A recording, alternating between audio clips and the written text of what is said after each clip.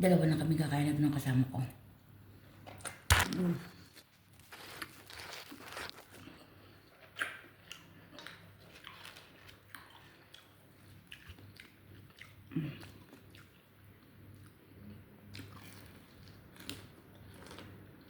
Mm.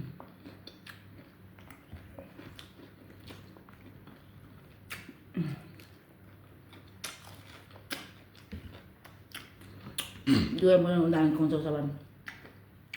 Itong ano to, dalawa lang kami kakain ng kasama ko. Tapos isa pa, yung sabaw ng bulalo kahapon. Napakadami yan. Kasi sobrang dami kong nailuto. Itong fried chicken, napakadami kong. Hindi ko alam kung anong kain na gawin ko dito para maubos ko siya.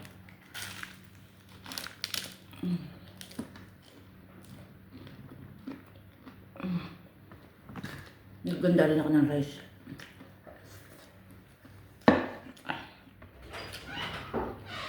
Muna, tara na, kain tayo. Ang dami oh. Ang sarap. Di pa pala siya naliligo. Nagas ang tinawag siguro niya mo kanina. Ito na, pinilit ako na lahat yung pagkain. Init sa bawah.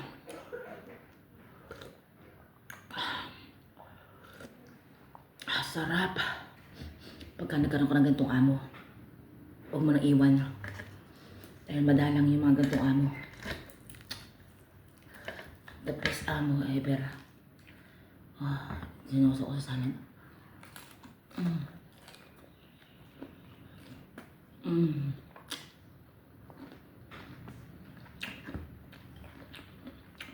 Honestly, hindi ko alam kung ano na yung kainin. May sabaw pa ng bulalo.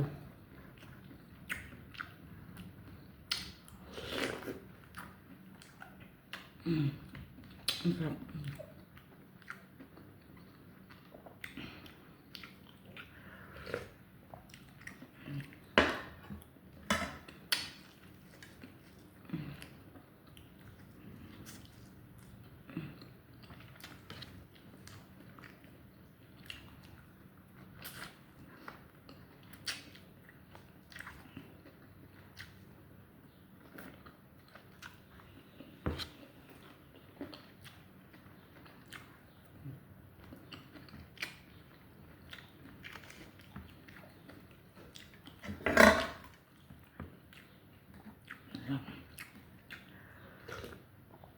Init.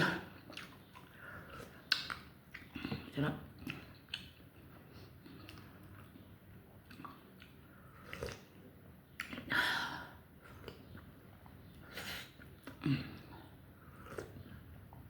Pagka nakakuha ka ng ganitong amo dito sa abroad, huwag mo nang iwan.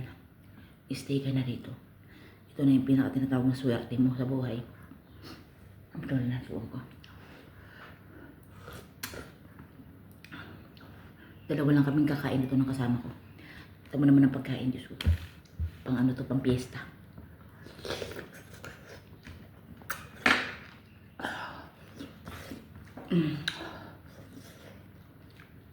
Ang hanga.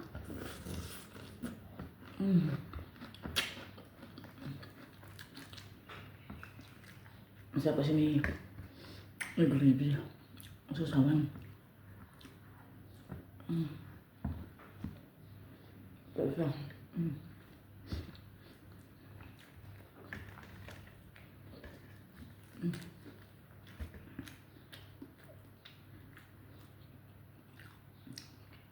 Mayo garlic.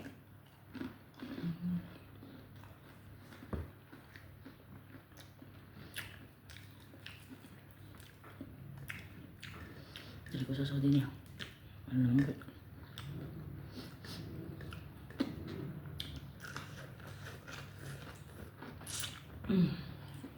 Dami. Ang tulad ng pungkan. Napakasarap. Sobrang sarap.